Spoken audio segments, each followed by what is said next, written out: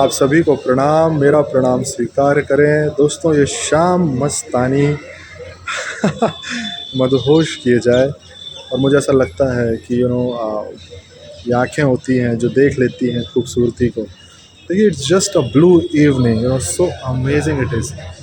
And just see the beautiful things around you. You will be so glad, so positive, so amazingly wonderful you will feel with this nature around you.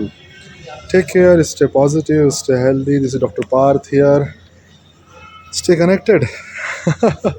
Take care.